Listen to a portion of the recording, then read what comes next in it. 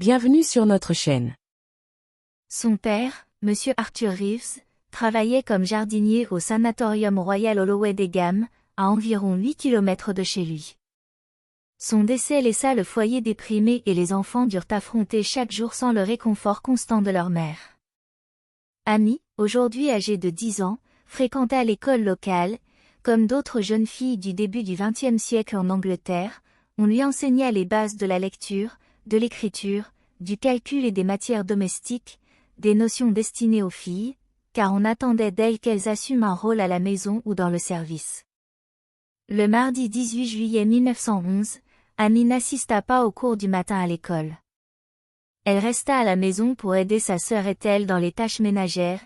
Une fois celle-ci terminée, elle alla jouer dans le jardin. Cependant, vers 12h30, elle dit au revoir à Ethel et se rendit à l'école pour les cours de l'après-midi. Se demandant où elle pouvait bien être, Ethel sortit et se dirigea vers les lieux habituels de rassemblement des enfants du quartier. Monsieur Reeves arriva chez lui à 20h30 et fut accueilli par sa fille aînée, paniquée, annonçant à son père qu'Amy n'était pas rentrée. Ethel répondit qu'elle avait quitté la maison à 12h30 cet après-midi-là et qu'elle l'avait vu traverser Common en direction de l'école. Monsieur Reeves demanda immédiatement aux voisins s'ils l'avaient vue.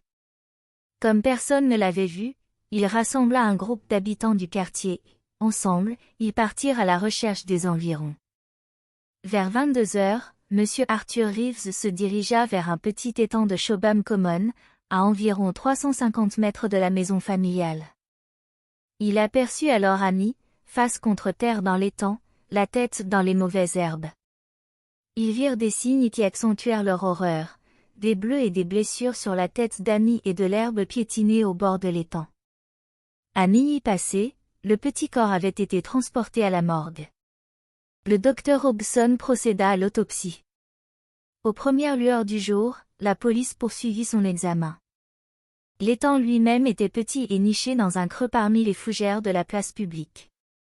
Cependant, en raison de son âge, son nom ne fut pas divulgué. L'enquête sur la mort d'Amy était prévue pour le lendemain, mercredi 19 juillet. En attendant, la police continuait d'interroger les personnes présentes dans le quartier et d'examiner les preuves recueillies dans l'étang et ses environs.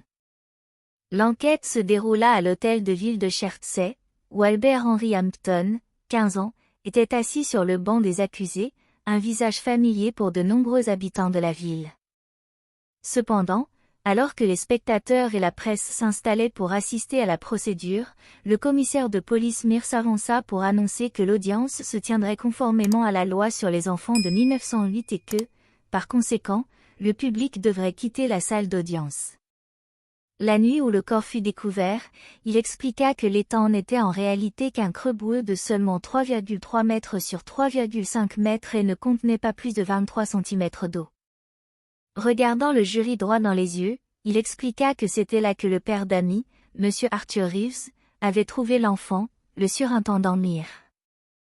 Il expliqua l'avoir récupéré et avoir découvert qu'il s'agissait d'une branche de bouleau de 60 cm de long, incrustée dans l'écorce de plusieurs longs cheveux châtain clair qui semblaient provenir d'un humain. Une fois revenue à elle, elle raconta avoir vu Albert Hampton et Amy ensemble dans le jardin ce matin-là. Elle ajouta qu'Albert était souvent dans leur jardin, car son oncle et sa tante habitaient à côté.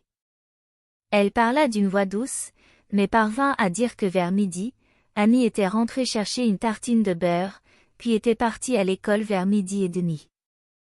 Elle a dit qu'entre 2h et 2h30, elle a revu Albert, remontant l'allée du jardin, l'air légèrement perturbé, comme s'il voulait dire quelque chose, mais ne savait pas comment. Elle a dit qu'il lui a alors demandé si elle travaillait toujours et lui a dit qu'il dormait sous un pommier et qu'il se rendait chez sa tante pour lui emprunter du thé. En racontant les événements de cet après-midi-là, elle raconta qu'Albert était revenu environ 30 minutes plus tard, toujours le bâton à la main, et avait plaisanté avec elle en lui disant qu'il l'aiderait dans un champ de pommes de terre. Ethel ajouta que lors de leur conversation, Amy n'avait pas été mentionnée, car elle avait supposé que sa sœur venait de retourner à l'école. Mademoiselle Reeves fut alors interrogée sur la durée de sa connaissance de l'accusé, ce à quoi elle répondit qu'elle le connaissait depuis de nombreuses années, car ils étaient allés à l'école ensemble, et que, bien qu'il ait récemment déménagé à Shobham, il revenait souvent à Long Cross. On lui demanda ensuite quelle était l'importance de l'étang, et elle répondit que, d'aussi loin qu'elle se souvienne, les enfants allaient toujours au point d'eau en été, mais que ces dernières années, il était devenu boueux et désagréable, et qu'il n'était donc plus aussi populaire qu'avant. Le surintendant Meyer lui demanda si elle avait vu quelque chose dans les mains d'Albert Hampton ce jour-là, ce à quoi elle répondit que oui, il portait un bâton fraîchement coupé. Les questions à mademoiselle Ethel Reeves se poursuivirent. Lorsqu'on lui demanda si elle avait vu quelqu'un d'autre cet après-midi-là, elle répondit que oui, entre 13h et 13h30, lorsqu'un homme en tenue de travail, qu'elle ne reconnaissait pas, s'était présenté à la maison et avait demandé un verre d'eau, qu'elle lui avait ensuite donné. Elle raconta qu'il lui avait dit chercher du travail et se rendre à Fairview, une maison en construction en face de l'école. Interrogée par le président du jury sur la tenue vestimentaire de l'homme qui avait demandé l'eau, elle répondit que c'était comme un ouvrier ordinaire. Madame Martha Stevens avait également témoigné. Elle était l'épouse de Monsieur John Stevens et la tante d'Albert Hampton, et habitait à côté de chez les Reeves. Elle raconta avoir brièvement vu Amy vers 10h le jour de sa disparition. Elle ajouta qu'elle avait été surprise de voir son neveu, mais qu'il lui avait dit chercher du travail. Madame Stephens a déclaré n'avoir entendu aucun cri ni aucun bruit de détresse ce jour-là, et n'avoir vu personne porter un bâton. Il a déclaré s'être rendu dans une maison en construction en face de Long Cross Hill, mais avoir été refoulé et avoir pris la direction des Gammes. Le docteur George Hodgson, médecin légiste, a déclaré au tribunal qu'à son arrivée aux étangs, il avait trouvé Amy Reeves, une fillette de 10 ans, allongée sur la berge. Il a précisé que le visage de la fillette était pâle, que sa langue sortait légèrement entre ses dents serrées et que ses mains agrippaient encore des herbes aquatiques. Elle a déclaré avoir vu le jeune Albert Hampton le matin du jour de la mort d'Amy, portant ce qu'elle a décrit comme un bâton robuste. Le fait qu'Albert ait prétendu qu'il s'agissait d'un bâton de cerisier était assez étrange, car il s'agissait d'un bâton de bouleau retrouvé debout dans la boue de l'étang, là où le corps d'Amy avait été retrouvé. Il a précisé que ces bâtons étaient brun clair et correspondaient à la couleur des cheveux d'Amy. Il a déclaré au tribunal que, selon lui, la jeune fille se trouvait probablement dans l'étang lorsque quelqu'un l'a frappée à plusieurs reprises, la violence de l'attaque l'ayant fait tomber à l'eau, où elle s'est noyée. Plusieurs autres témoins ont rapporté avoir vu Albert Hampton dans le quartier ce jour-là. Certains ont affirmé qu'il avait mentionné chercher du travail. Des articles de presse ont rapporté qu'Albert Hampton avait déclaré à la police avoir vu un homme descendre sur la place publique et en avoir parlé à sa tante. La police lui aurait apparemment demandé à quoi ressemblait l'homme, et il aurait répondu qu'il était plutôt grand. Elle a confirmé l'avoir fait et a précisé qu'il était avant 14 heures, mais a souligné qu'elle ne l'avait pas vu elle-même. Le coroner a ensuite indiqué au jeune Albert Hampton qu'il pouvait choisir de témoigner sous serment, mais l'a averti que tout ce qu'il dirait pourrait être retenu contre lui. Dans son résumé, le coroner a déclaré que le seul lien physique entre Albert Hampton et le meurtre était un bâton de bouleau auquel étaient attachés des cheveux humains, retrouvés près du corps. Il a souligné qu'Ethel Reeves avait affirmé que le garçon portait un bâton de bouleau, mais qu'un autre témoin avait affirmé que lorsqu'elle l'avait vu plus tard, il portait un bâton de cerisier, correspondant au type de bois qu'Albert Hampton avait dit avoir coupé et jeté plus tard. Le coroner a rappelé au jury que la police avait retrouvé le bâton de cerisier là où il avait affirmé l'avoir laissé, et a également confirmé qu'une branche de cerisier avait été fraîchement coupée. Le coroner a noté que si Albert Hampton était coupable, il semblait peu probable qu'il ait attiré l'attention sur le bâton aussi ouvertement.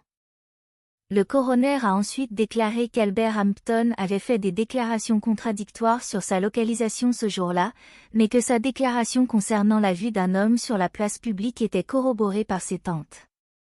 Albert Hampton était ami avec la famille Reeves, et en particulier avec Amy. Si quelqu'un d'autre avait fait cela, quel pouvait être son mobile? Il n'y avait aucune trace d'attentat à la pudeur, et le coroner a suggéré que quelqu'un était peut-être allé chercher de l'eau à l'étang, avait aperçu l'enfant, pour une raison inexpliquée, l'avait agressé. Il a déclaré que le jury avait conclu qu'Amy Reeves avait été volontairement assassiné, mais qu'il n'y avait pas suffisamment de preuves pour déterminer l'auteur du meurtre. Le vendredi 4 août 1911, après de nouvelles enquêtes policières, Albert Henry Hampton a été relaxé. Personne d'autre n'a jamais été jugé pour le meurtre d'Amy Reeves, 10 ans, et ce qui lui est réellement arrivé le mardi 18 juillet 1911 reste inconnu, et l'affaire reste officiellement non résolue. Merci d'avoir regardé, j'espère que cet épisode vous a plu. Si c'est le cas, n'oubliez pas de cliquer sur le bouton « J'aime » et de vous abonner si vous voulez en entendre davantage. Pouvez-vous nous dire dans les commentaires où vous vivez et quelle heure il est dans votre pays?